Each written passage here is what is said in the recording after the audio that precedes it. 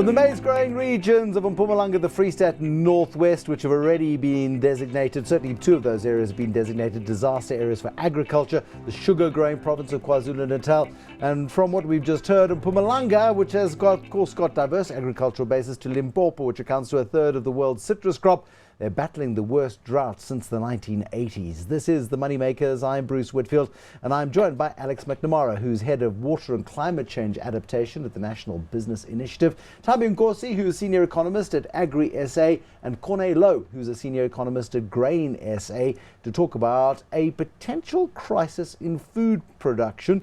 And of course, if there's a crisis in food production, it has a crisis in food prices, which ultimately has a crisis in your back pocket. Corne, let's start with you. Flying in to Joburg, for example, and you just look at the grey wasteland, the brittle landscape that surrounds us. We're sitting in November and hardly a drop of rain has fallen yet. Are we running out of time to plant stuff? Bruce, no. I don't think we need to get overexcited. Our planting window has started. Yes, it did, and it's dry and warm, more than normal. So just to give the listeners an idea, we've got a eastern production region and western production region. Eastern production region will be Mpumalanga. Mpumalanga, but isn't that almost Free State. Isn't that almost already, Mpumalanga's already through its planting window? Their best planting window is 15 October to 15 November. Yes, a couple of days, yeah. Yeah, definitely. They have planted. Yeah. That's why you got to love farmers. Yeah. Because they've got faith. They've planted more or less 50% of what they need to plant, what they want to plant. But then you get the western region. Remember, they had drought the past 2 years out of 3. So they've got very, very little moisture currently. And that western region can plant up until probably the end of December, pushing into early January maximum, because the later you plant, the bigger risk you have of getting your crops nailed by frost later on. Yes, no, exactly. Crops like sunflower, they push into January. It's got a shorter growing season. For maize, end of December, you're still in the optimal planting window. So, no, there is time. As we stand here, or sit, at least we are dry and hot, hotter than usual, but we're still in the optimal planting window, so there's still there's still hope. Alex, though, I mean, climate change, big issue. I don't know if El Nino forms part of climate change, or El Nino is just a weather pattern which nails us from time to time. I grew up with patches on the knees of my trousers because I was in that grain producing area as a young kid in the 1980s when we had the last big dust bowl there. That was an El Nino effect, El Nino over the Pacific Ocean.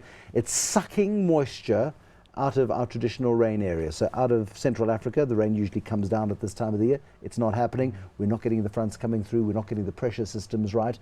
What is the weather telling us about whether or not those brave people in Mpumalanga are going to see crops shrivel in the sun or not? Yeah, I mean, I think you're right, though, that the El Nino effect is important. And that is a natural sort of climatic variability experience which we have to deal with. So in some senses, we're dealing with that, the effects of an El Nino.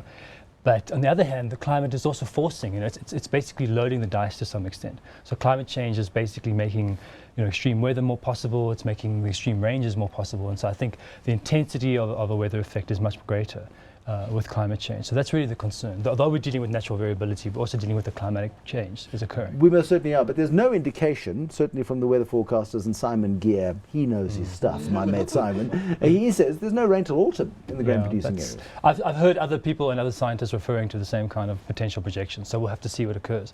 I think the main thing, though, is how do we see this as possibly part of our future? How are we going to adapt to these kind of conditions? Are we looking at heat-resistant crops? Are we looking at drought-resistant crops? What are we going to do in terms of adapting our society and our agricultural sector? We better move fast if we need to adapt. Changing climate, I mean, the truth about climate is it's ever evolving and ever changing, and it's unpredictable.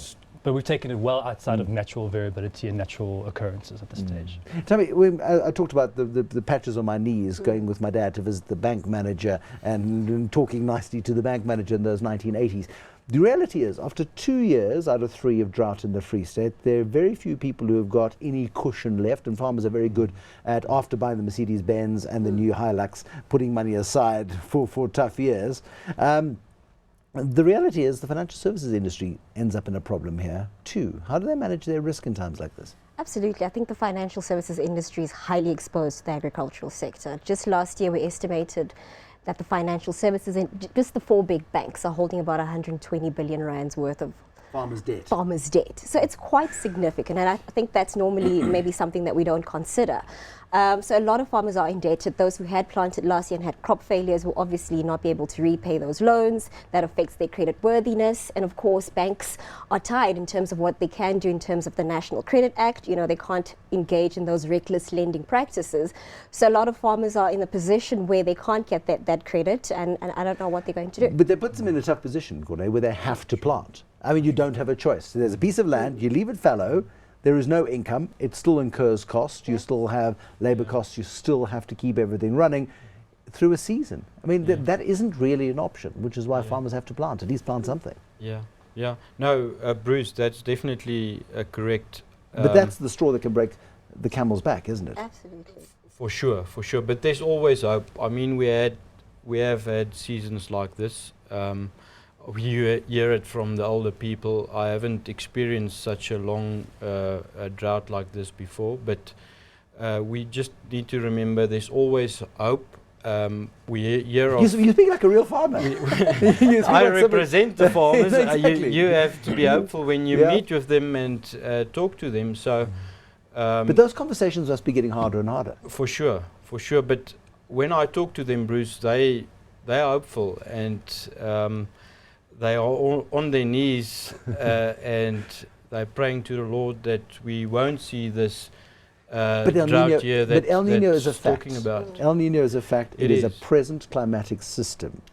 Definitely, but we had years where they have predicted it. We had less rain, but we had rain at the right times. This is also true. So it is about the timing of rainfall. If we have planting rain at least, and come end of January, February, if we can have rain in pollination stage, that's the 2 critical periods for getting harvest. Alex, you talk about drought-resistant crops. I mean, hybrids are absolutely amazing things. We've seen yields around the world escalate. Dryland agriculture, 20 years ago, you're getting 2 or 3 tons of maize in a decent year.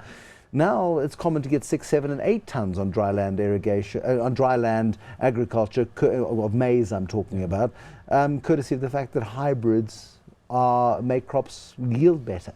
How are we doing with drought-resistant crops? Well, I mean, there's obviously work globally across this area in various sort of guises, but I think the whole area of climate-smart agriculture is an emerging field, and I think that's where the future lies in many respects. So you've got the Monsanto haters throwing things at their TV sets, of course. Sure, but I mean, I think we need to look at various technological options and support areas, but conservation agriculture, improved irrigation efficiency, working, for example, the financial sector and others can work with their supply chains and try to look, or their value chains, and look and see how do we support efficiency in the water that's being available, how to improve water quality in a particular area. I mean, we have companies, for example, that are partnering with their hops growers or partnering with their fruit stone providers and actually finding ways to reduce the water risk of the farmers and then pass that on, obviously, to reduce risk for the corporates as well. I mean, SAP, one of the key lines in their sustainability reporting is all about water. And it's not just about the stuff that you need to put into the bottles, but it's also about the stuff you require to plant the hops and the barley and the grains in order to produce the delicious stuff they make. But the thing is, Bruce, no matter how fancy your seed, if there's no moisture in the ground, there's no moisture in the ground. So I think drought-resistant seeds have their limitations as well. So we can't be overly optimistic about what they can achieve in these drought conditions. And I mean, even if we could be hopeful, it's also time for farmers to get realistic. Really talking to stock farmers and saying maybe it's time you start selling off some of that stock. Maybe it's time, because this approach of being hopeful is great, but I think we need to also be a little bit realistic. You need to be more realistic, Corne. She shouted at you. Bruce, just to give you an idea to the exposure, only 92% of our grain area under production is, it's the other way around. 8% of our arable production under grain and oilseeds is under irrigation. So 92% That's why you need is hope. vulnerable to Tell me weather. without hope. The country would have starved years ago, and that's the reality, unfortunately, about farmers. They're wired differently to you and I. I'm a city slickers, I'm afraid. You've got to understand that farmers are a special breed. Do we run the risk, though? I mean, in the olden days, banks would lend money and farmers would go bust. The bank would repossess the land. Banks are no longer in the business, however, of foreclosure in the same way as they were. Properties in possession, for example, in the rental market. They've learned to manage their risks better. But are we getting to a point where actually this could be an opportunity?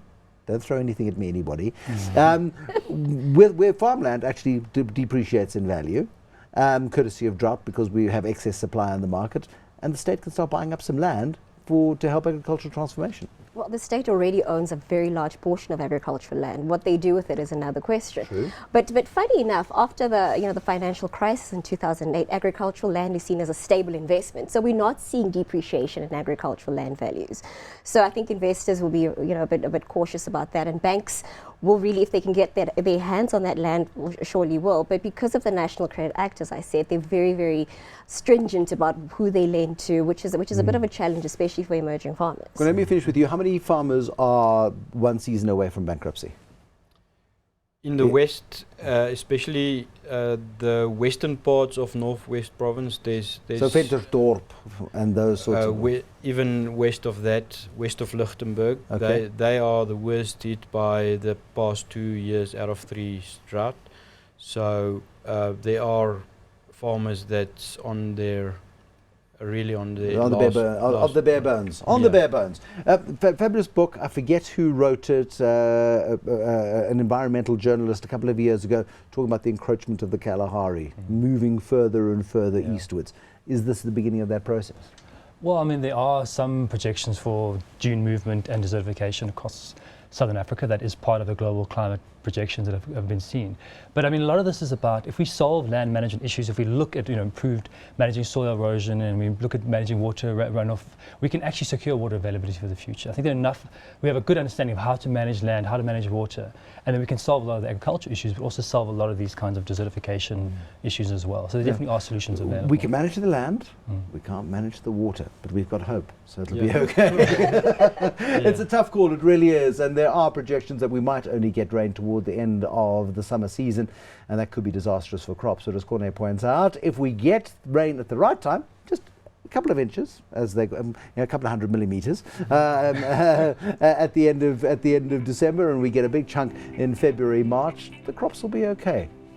We hold thumbs, we have hope. Thabi Nkosi, Senior Economist at AgriSA, Corne Louw, Senior Economist at Grain SA, and Alex McNamara, the Head of Water and Climate Change Adaptation at the National Business Initiative. Thank you very much for all coming in and sharing your insights with us this evening. There'll be more water and rain issues and the future that we know nothing about. For now, good night.